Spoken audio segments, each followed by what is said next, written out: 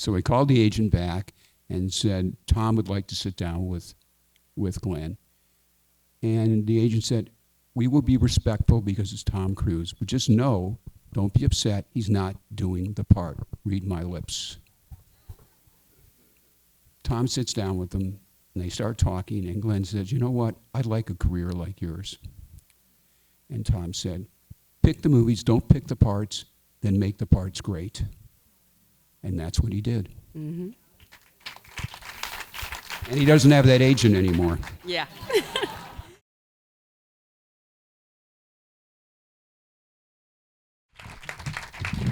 Thank you so much for being here. Congratulations on a fantastic movie. Whenever I have people as accomplished as you are, well, that's not very often, to be honest, but I always love to go back to the beginning and ask, where did you start? What was your first job in this business? Were you ever like a runner or a PA, or where did it all begin? You want me to start? Sure. I started, I was in architecture school in New York, and the dean at that school at the time was very progressive and was giving us, as architecture students, all the tools of filmmaking to kind of study the craft. So I taught myself digital editing and shooting with digital video and working with computer graphics, and I made a little short film and put it in a film festival in New York, a little 2-minute thing, and it got noticed by someone in advertising at Wyden Kennedy, and they gave me my first real job, which was a very small Nike commercial.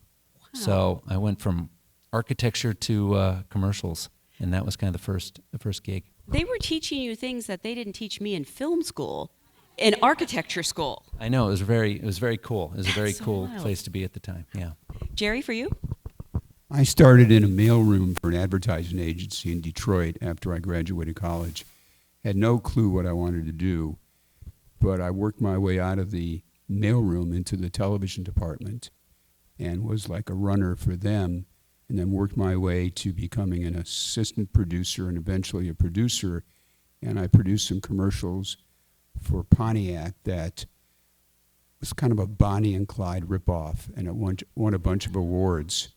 And I was recruited by a large agency in New York called BBD&O, and for the Pepsi account.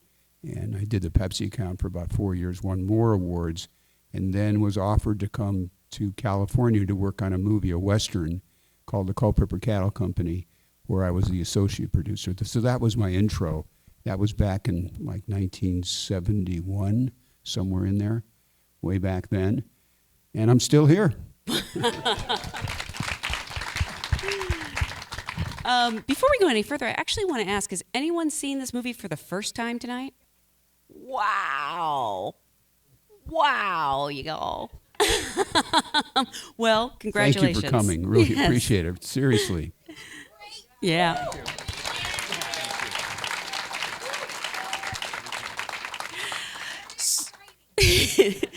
So I actually want to start at the beginning with Jerry, because Maverick literally would not exist without you. In fact, the original 1986 Top Gun wouldn't exist without you. Over the years, there's been, talk of a sequel to that film. When did it actually start to become a reality, and what was it that finally convinced you to move forward? On this one you're talking about. Well, it's really Joe. We were developing it for about a year, and we really weren't getting much traction. This was 5-6 years ago. And Joe came up with the idea of having Maverick and Goose's son be part of the movie. And we flew to, I guess it was Paris, where Tom was filming Mission Impossible. And we sat down with Tom, and Joe had done a lookbook, which was beautiful, beautiful photographs, and showed it to Tom, and then pitched the story about Goose's son. And Tom turned to Joe and said, Joe, if we do this, it's got to be for real. The actors have to be in the planes. We have to train them to be in the planes. If you agree to do that, I'm very interested in doing this. And Joe said, of course, that's the only way we're going to do it. He picked up the phone, called the head of Paramount, and said, I want to make another Top Gun. And that's how it all started. Wow.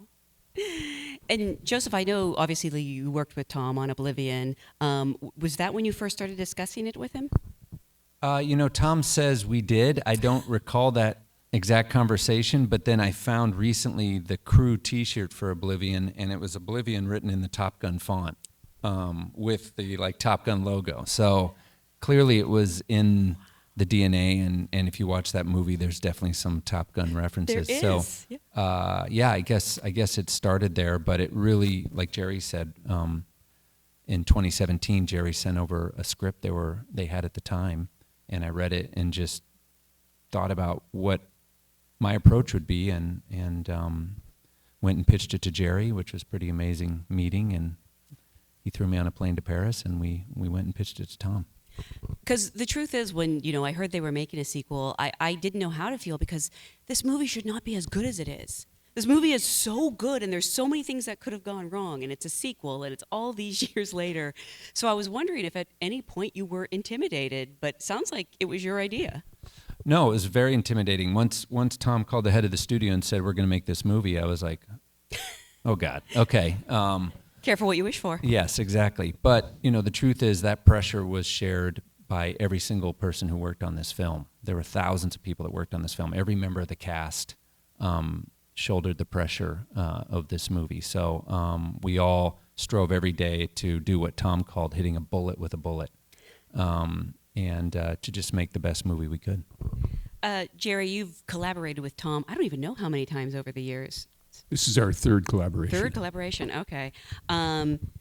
Actors love to ensure that they can be asked back by a producer. Now, one way to do that is to be Tom Cruise. What's another way that actors can, endear themselves to the production and ensure that maybe they'll become part of your repertory company? It's always good work. It's real easy. Do your job. Do it well. We want you back. Always. We love actors. They make it all happen. That's the exciting part of the business, is casting.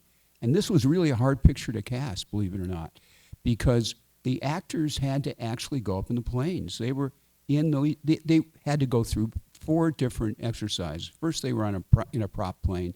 Then they were in an aerobatic prop. Then they went into a jet to feel more speed. Then they went into an F-18. The reason for this is they had to act while dealing with the G-forces. One G-force is your body weight. They were doing up to 7 times their body weight, and acting, turning on the cameras, knowing where the sun is, doing their own makeup. Then they had to practice on the ground. We'd send them up in the air. They'd be up there for 2 hours. They'd be soaking wet. They'd come back down. We couldn't see what they were doing up there. We could only hear them. So when we got on the ground, if it didn't work, we sent them right back up again. Whoa. This was brutal. But you know what? Most of them now have pilot's license. And the only one that didn't throw up was our female. Monica's the only one that didn't throw up. I actually want to talk about assembling this fantastic ensemble, especially because I feel like the first movie really launched so many careers. And again, it's intimidating. You got to kind of match that. But you have this wonderful cast, so many fantastic actors. I'm guessing casting the role of Rooster was probably the most vital to start with? Yeah, well, obviously starting with Tom, that was step one. But then, Rooster was the role that we actually talked about in that very first meeting. And luckily, I had just finished a film with Miles Teller. So he was very much in the front of my mind. And I really felt like he was, when I thought about Anthony Edwards in the first film, that combination of humor and drama, the friendship he created with Maverick, I really felt like Miles could do all of that. So we actually had an audition process. Even though I brought Miles up in the first meeting, we tested Miles along with 2 other actors. One of them was Glenn Powell, who played Hangman. We test them all for Rooster. We had them all play and sing Great Balls of Fire. And we tested the scene where Rooster and Maverick have the confrontation in the ready room. And Tom read with them for that role, for the auditions. So Miles won it, just proved he was the right guy for the role in that audition. And while Glenn was reading, Jerry leaned over to me and said he'd make a great Hangman. And that was a very good instinct, because eventually we convinced Glenn to play that role. And, he just did an incredible job. Which is an interesting story in itself. Yeah. We called his agent and said we'd love to have him come in and be Hangman. And the agent said, no chance. He's not going to do it. Forget it. He wanted the rooster role. That's the role was for him. He's got all these other things going on. So he passes. Thank you very much. Told this to Tom. We called Tom and said he's not interested in doing the role. He said, set a meeting with me. So we called the agent back and said, Tom would like to sit down with Glenn. And the agent said, we will be respectful because it's Tom Cruise, but just know, don't be upset, he's not doing the part. Read my lips. Tom sits down with them, and they start talking, and Glenn says, you know what, I'd like a career like yours. And Tom said, pick the movies, don't pick the parts, then make the parts great.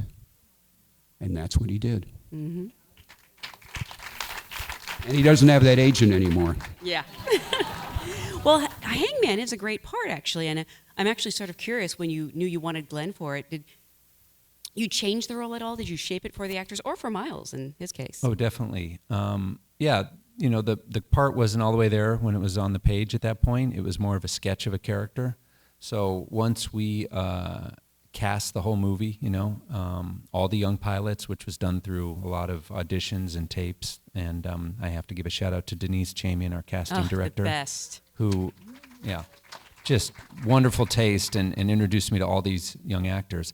But once we had everyone cast, Chris McQuarrie came on as screenwriter and he has this amazing ability to kind of tailor the script to the actor in the role. So he really crafted each role to kind of fit the personality of each actor we had. And that really was when, you know, we had them all together. They all went through the flight training together. They really bonded as a group of friends. You know, nothing bonds people like collective suffering. And man, you know, they worked really hard to get ready to be in this movie. And I just think a lot of that chemistry you see on film is because of, you know, the training process. I was actually going to ask about the chemistry because they have this genuine camaraderie, which is their characters in the movie, but also feels like it extends off screen. And I mean, you just have this amazing cast. You've got Greg Tarzan Davis and Louis Pullman and Cara Wong, all these, like, some newer faces that are really exciting to watch. How did you know prior to casting them that they would all work together? Was there any kind of a chemistry read ever?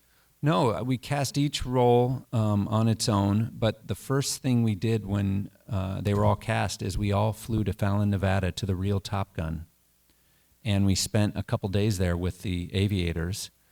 And at the end of the day, we'd go to the Officers Club at night and unwind a little bit. Wow. And which, you know, aviators, it's not too different from the first Top Gun. You know, they like to enjoy themselves and have a few beers at the end of the day. And I think it just allowed them to it was just a great way to kind of kick off this movie, to really embed in with some real aviators and feel the spirit, and, you know, look at all the pictures on the wall and the airplanes hanging off the ceiling, and you know, hear the bell get rung and see someone have to pay for drinks. Like that all that really happens. And I think that experience, along with all the training they had to do and the underwater survival course, it just bonded them before we started shooting. Did you try shirtless football on the beach? I hear. You know, that sequence was originally supposed to be skins, shirts versus skins. Oh, really? And that's how I was prepped to shoot it that day. But every actor on the movie had that date of that scene circled on their calendar for, I'd say, you know, 12 weeks before it came. So when the day of the shoot came, you know, everyone all of a sudden was doing push-ups, and baby oil was getting sprayed, and shirts were coming off, and Glenn saw Miles, and he's like, I thought you were a character actor, man, you know, because Miles was just ripped. And when I started saying, okay, shirt, skin, everyone was like, no. I've worked too hard to wear a shirt in this scene. Joe, please put me on the skins team. And then at some point I was like, all right, everyone's on skins, you know, go out, have fun. And we shot that scene. And then after that, did they all eat pizza and pasta? Because I would have. They went out for tater tots. I remember that. There you go. I didn't know you could go to a restaurant that only served tater tots, but they found it. And then shortly after that, I said, you know, we have a little more to shoot in that scene 2 weeks later. So then they all went back to the gym. Yeah. I just want to touch on a couple more casting choices because I love Jennifer Connelly in this film. And yeah, I mean, I love her in anything, so it's not a surprise, but there's something just so wonderful that she brings to it. And that is a challenging role to not, be just the girlfriend. She does so much more with it. I'm kind of curious, if I'm guessing you didn't make her audition, or if it was a conversation. I had also just done a movie with Jennifer Connelly. That's of course. So I knew Jen was incredible. Yeah. So smart, intelligent, emotionally intelligent, and just a fantastic person to work with. So, when we talked about Penny Benjamin, I brought her up to Jerry, who, had so much respect for her, even though I don't think you'd ever worked with her. No. And no, we didn't make her audition. We brought her in for a meeting, and she loved the role. And I think you're right. I mean, what she did with the role and what she brought to it. Again, it's like Jerry said at the beginning. Pick the movie and then make the role great, and she made it, so much better than what was originally on the page. What's so interesting about the process that Joe went through with Tom and everybody involved on this side of the camera is that they met with every actor once they were cast, sat down with them, with Chris McQuarrie, the writer, and talked about the role and how can we make this role better for you. So every actor got to put their voice in this movie and spend time with Chris. And Chris would rewrite the part for them, talk to them, rewrite it again. It was a wonderful process to watch, how they cared about the actors, how every actor had the possibility of making their parts better. And that's something that I've done my whole career. We've always worked with our actors, with our directors, and with our writers to shape the roles for the actors we cast.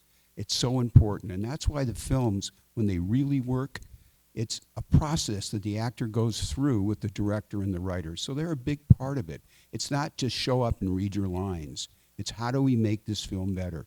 And nobody worked harder on this than Tom Cruise to make sure that every actor was comfortable with their parts. He worked with them. He was the first guy on the set and usually the last guy to leave. So he cared about this movie more than anybody that I've ever worked with. He's a much better producer than I'll ever be. He's somebody that's so excited about being on the set. I mean, if he had his choice, he'd be shooting every single day of his life. And he's pretty good at it. That's what he's doing. Jerry, I would, all your expertise, I would love to know, what's the most dramatic case you can think of in your career where a writer sat down with an actor and it really dramatically changed the role? Well, I think, Miles and Glenn, they both really helped their role become much, much better in this movie. Mm-hmm. But I think Johnny Depp and Pirates by far changed the whole role. It was written like a Burt Lancaster pirate, more straight-laced, and he came in and put the gold teeth in and said it's a cross between Pepe Le Pew and Keith Richards, because his daughter was just born and he was watching these cartoons with her. So he's a very creative actor, and that's how he created Captain Jack. Now, we know that worked out well, but when he first said that to you, was part of you concerned? Not really, because you look at the body of his work, and what made Pirates so special is that it's a ride, first of all. And Disney had made 2 previous movies, Country Bears and Haunted House, that failed. So when Johnny came in and said, this is how I want to play this part, and the reason he was so important for this movie is because he had done all these art films. So an audience is going to say, what is Johnny Depp doing in a movie about a ride? Come on. So it made it special, and he made it special. That shows how actors can change movies and make them great. And now he's actually part of the ride. They actually put him in the ride. Absolutely. I love that. Before I open up to the audience, I actually want to ask, because we do have so many actors here, what's something that you would want an actor, if they're lucky enough to meet with you or come in that audition room, is there anything that you would want them to know, things that you like or don't like, or just, that you're rooting for them at the end of the day?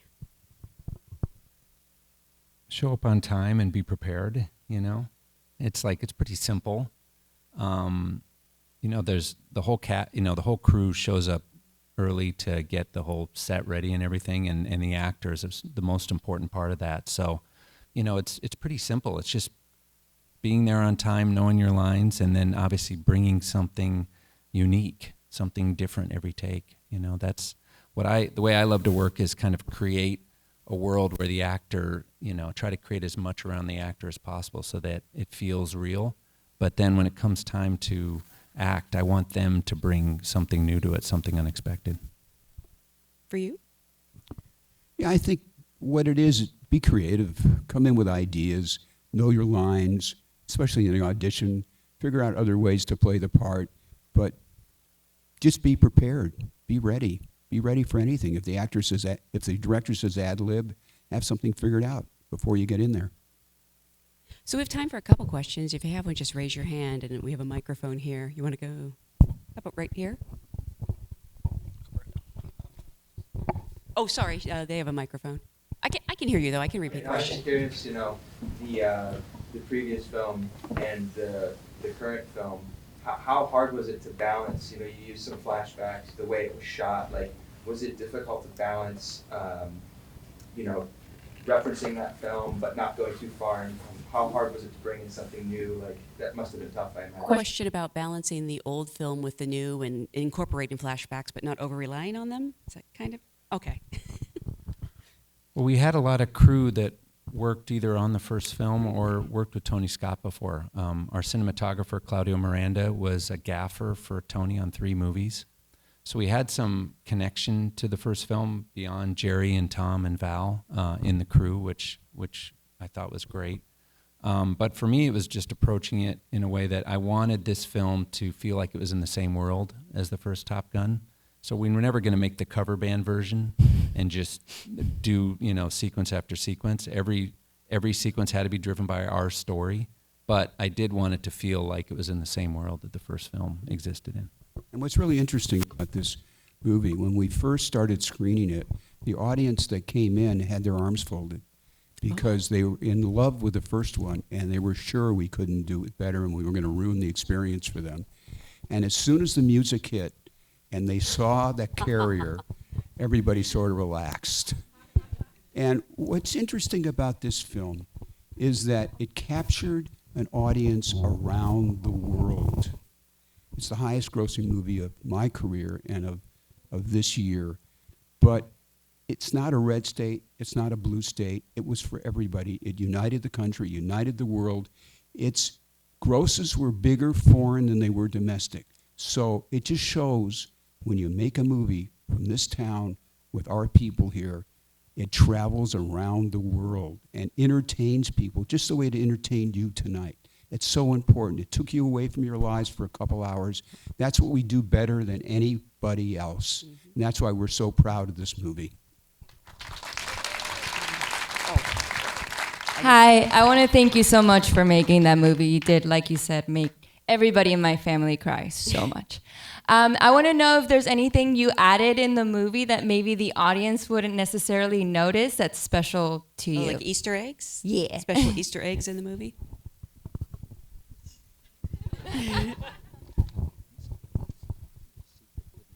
Well, I guess Penny Benjamin is one. If you hadn't seen the first movie, it's mentioned a few times, but sort of kind of passed over. So if you got that she was mentioned in the first movie, Really? that was an Easter egg. I didn't know that. Oh my gosh. She's mentioned as like an ex-girlfriend or? Yeah, it's somebody he dated, and he did something. She was the admiral's daughter, and he got in trouble for it. That's right. Sure. Hi, hello. Congratulations. Amazing feat. I had a question about how to balance the John Hamm role, which I know is also another kind of thankless role, but obviously John Hamm's incredibly talented and was able to bring dimension to it. At what point do you have to kind of pull back on how antagonistic he is, and at what, just from a story standpoint, was there any process there, any conversations interesting about how to make him an obstacle, but not a straight villain twirling his mustache and just being irrational? The casting is 80% of the job of a director. And if you cast a great actor like John Hamm, that was the very first thing that we talked about in our very first conversation. And when we shot the role, John modulated the performance every take, where he'd go maybe a little softer than what you saw in the movie to a little harder than what you saw in the movie. But what he was doing was giving us options in the editorial process so that we could dial it up or down as we needed to. And great actors know exactly how to do that. And John Hamm is an incredible actor. So casting John was the key to that. It's another case of his agent saying, you shouldn't do this. And he said, I want to be in this movie. I don't care. He said, you're not going to get paid as much as you deserve. And he said, I don't care. I'm going to be in this movie. What? Does he still have that agent? He does. Actually, since we're talking about casting, I just want to talk about Val Kilmer, who's just, I'm so happy he's back in this. I don't know if he was always intended to be in it or it had to be a conversation about, you went to him first to ask if he was wanted to be in it. Well, Tom wanted him in the movie from the beginning, as did we. We knew that he had been struggling with an illness, so we asked for a meeting, and he came in and met with Jerry and I, and we were talking about how to integrate him into the film. And it was Val who came up with the idea of making Iceman sick. Mm. And that idea from Val kind of set off this whole notion of who Iceman was in the film and what his storyline and relationship to Maverick would be. So that was Val's initial idea, and then our screenwriters were able to take that and run with it. But to have Val in this film, to have him and Tom reunite on screen for the first time since the first movie, obviously was an incredible day to watch that performance and that scene, and one of those days that I'll never forget. I think we have time for one more. Sure. Hi, I was just wondering if you would go into a little detail of how you designed the bird strike sequence, and from script to knowing how you wanted to shoot it, how you wanted to edit it, because that scene is so intense and so amazing. But did you film each actor one at a time? How did you ask for a take two? Question about filming the bird strike sequence. Yeah, well, as Jerry talked earlier, our aerial days were very intense. We would start with a 2-hour brief in the morning of what the sequences we were shooting. It would be all the actors, pilots, Tom, Jerry, me, Eddie Hamilton, our editor, all in a room going through every single shot and line of the script we need to get that day. We'd have little stick models of airplanes. We'd have storyboards. We'd go through it all. Then we would go to a rehearsal space where we'd built a cockpit out of plywood in the hangar. And the Navy pilot and the actor would sit in this wooden buck together, and we would rehearse the whole scene with me sitting right next to them on the ground and walk through every beat, every switch, from turning the camera on to every movement they would need to do for that sequence. And because you have a real Navy pilot in the front seat, you've got an expert there to tell you, first you'd shut off the left engine, then you'd shut off the right engine, then you'd hit the fire extinguisher, etc. Then they would get in the jets, we'd line all the cameras up, and they would go off, and they would be alone in the sky with their aviator, and they would shoot the scene themselves. They would come back, we'd load the footage up, we'd look at it, we'd cheer when, we'd all sit around and cheer when they did something right, and, if they did something wrong, like Jerry said, we'd send him up again. But that particular sequence, there was a lot of, the Navy was invaluable there in telling us every single sequence. All the inserts were shot separately. We didn't obviously shoot those in the air. I shot more inserts on this movie than I think I will ever do again. Thank you. Yeah, you said obviously, and honestly, I would have believed you if you had said you did shoot them in the air. I would have. Yeah, that's great. I know we wanted to make it, once you have real footage, then your standard for inserts goes up because you need the sun moving, you need the buck moving, you need the speed of, we spent 3 days shooting inserts for this film. Also, we're talking about the emotional core of this movie, and when you talk about Iceman and Val, he's part of the emotional core. So is Rooster and the Maverick relationship, and that's what makes the movie special. Look, we're great at doing action stuff. We're the best. I'm talking about us in Hollywood, not me. But that is what makes the movie special. It's those emotional relationships that make this movie the success it's become. And that's what I love about our writers, our actors, because they're all a part of it. And Joe, who made it happen, and Tom, who was like the captain of the ship. He demanded excellence from everybody. And he's got such a wonderful, subtle performance. Actors like to play drunks and drug addicts, but a performance like this that all comes from your core is so important and so realistic. So he's just a wonderful actor, and I'm so thrilled that we all got to work with him again. You might have just answered this question, but I was going to ask, why does this story and these characters remain so beloved after all these years? He's a rebel. We all want to be rebels. That's it. We all want to do what we're not supposed to do. And that's what Maverick is. But he's the best at what he does, and he keeps doing it over and over again. And he felt great getting back in that uniform and being that character again. It's so much fun to play. You're not supposed to, when someone gives birth, you're not supposed to say, when are you having your next kid? So this is sort of a rude question, but have there been discussions about continuing this story? Well,